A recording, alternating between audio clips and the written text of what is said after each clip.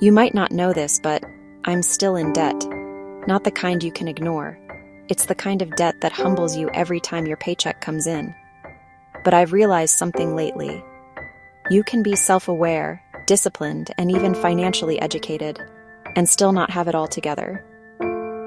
Figuring out finances isn't about being perfect. It's about being honest while you're still learning and growing. And just to be clear, nothing in this video is financial advice. This is simply my experience and what I'm learning along the way. I've been budgeting for years, not because someone taught me how to, but because I have always found myself making decisions that need a budget. I track my expenses. I know exactly where my money goes. But if I'm being honest, I don't always follow my budget. Not because I am irresponsible, but because life happens. An unexpected bill, a friend's birthday, mental fatigue, an urgent 2K, and most of the time we have to pay black tax. You know how it goes. Sometimes I look at what I need during the month money-wise. And what do? I put the budget aside and deal with the month head-on. I was not always good with money. I just used to be hard on myself for not doing everything perfectly. I now tell myself I am a human on a financial journey, not a robot following perfect rules. And that small shift in mindset has changed everything. For a long time, I thought awareness was only valuable if it came with results. If my debt wasn't shrinking fast enough, I felt like my efforts didn't count.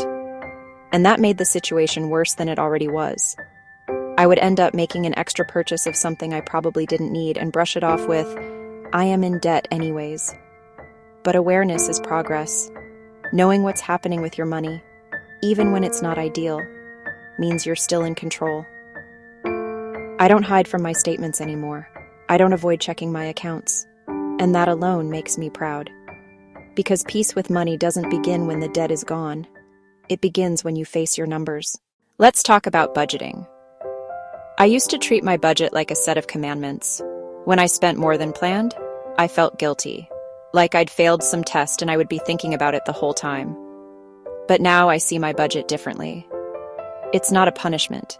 It's a guide and a reflection of what matters most to me. So when I go overboard one month, I don't beat myself up. I just adjust, learn, and move on. Because progress with money isn't linear. It is mostly messy, slow, and deeply personal. I used to think that if I slipped back, if I dipped into my savings or missed a goal, it meant I was starting over. But I have come to learn, you never really start from scratch once you build awareness. Every time you recover faster than before, that also shows that your mindset around money has grown. Every time you pause before spending, even though you still go through with it, it means your awareness is working. When you see the pattern, be sure you are making real progress. If your journey isn't a straight line, if it is more like a scribble, that's okay. It means you are learning. When you're in debt, it can start to feel like a label, like it defines who you are or how hard you've tried. You sometimes feel like you are not worthy of making money decisions when you are with other people who are especially doing better financially. But debt isn't a personality trait. It's a reflection of circumstance, decisions, and timing. I am an immigrant, so I understand how deep this is. Many of us got into debt to survive, to pay for education, to cater for the cost of immigration, to support family back home, trying to build credit due to lack of financial education in the new system, or even through making bad decisions sometimes. It does not matter how you got into debt or even how fast you pay it off. What matters is how you manage yourself in the process. I've learned to stop saying, "I'm in debt," and instead say, "I'm working through my debt." That single word, working, keeps me hopeful and reminds me that something is working behind the scenes. I understand budgets. I understand saving. I understand how important it is to build healthier habits, all of it. But knowledge doesn't erase emotion. Some days it's not about logic, it's about mental load. Because money is not just about the numbers. It's connected to how safe we feel, how tired we are, and what is going on in our lives at that moment. There are days I know exactly what I should do, but I am too drained to do it. And sometimes the hardest part isn't managing the money, it's managing the emotions that come with it. The guilt when you overspend, the pressure to do better, the exhaustion of trying to extend the one paycheck further through the month. And that's not weakness, it's real life. So I've stopped trying to fix myself and started building systems that work even when I'm tired. I automate my payments. I simplify my decisions around money by asking questions like, will this matter 1 week from now? And I give myself grace when all I can do is the bare minimum. Because sometimes financial growth looks like being kind to yourself while still figuring it out.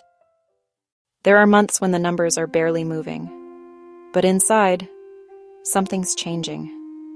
The habits are getting steadier. The panic is softer. The guilt is fading. Sometimes emotional progress comes before financial progress. And that piece is worth celebrating.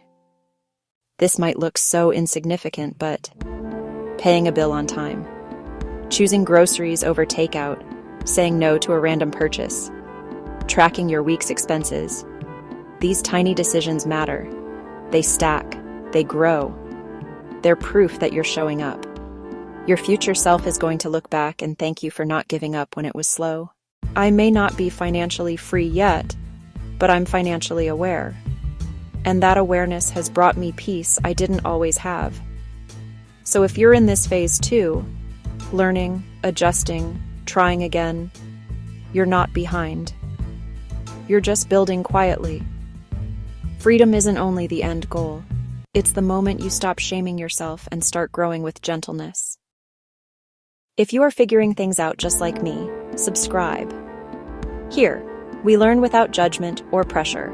And again, everything I've shared is just my experience, not financial advice. If you ever need personalized guidance, speak to a licensed financial professional who can look at your specific situation. Here, the goal is simple: progress over perfection, peace over panic, one step at a time.